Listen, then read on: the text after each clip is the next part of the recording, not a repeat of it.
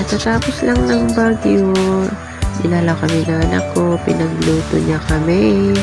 At ito ang aming gahan. Ayan, nung nangyari ng after bagyo, ayan, yung nangyari. Ayan, man naputol yung mga puno dito sa likod kasi paligid namin bukid yan. Dito sa loob ng kitchen, ayan, yung curtain natanggal. Ayan, tapos madumi dito. Ayan, madumi. Ayan, ang nangyari.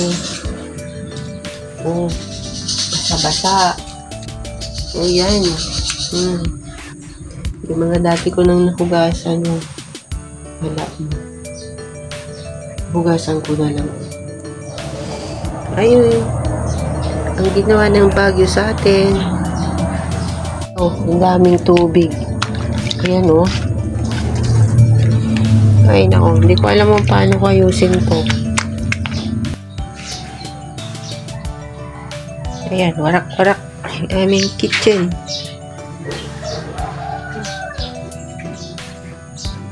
At ayun, kinabukasan, tapos ang bagyo, dumating ang aking anak at nagluto ng aming agahan. At tingnan ninyo, oh. Walang kuryente. Kaya nag-agahan kami na madilim. Okay naman ang aming agahan at nakatikim ng talagang agahan. Ito yung ginawa ni Pipito. Ayan.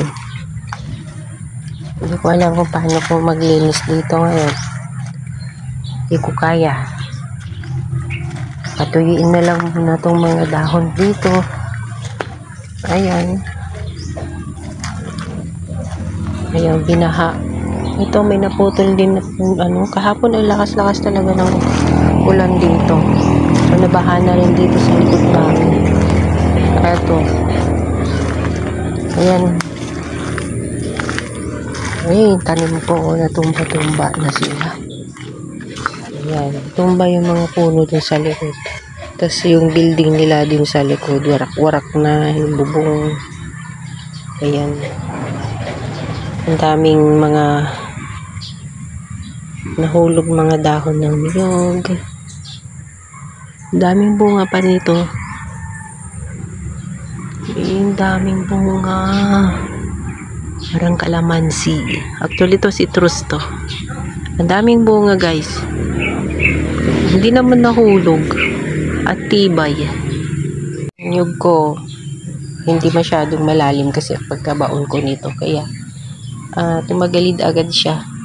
Hayaan nyo, kapag lumaki yan, kukunin natin ubod. Ito muna yung bibilag ko kasi natanggal yan na ilipad-lipad kagabi. Kaya nilabahan ko na. Babad lang ng konti. Ayan, para mailagay ko na dito. Ayan.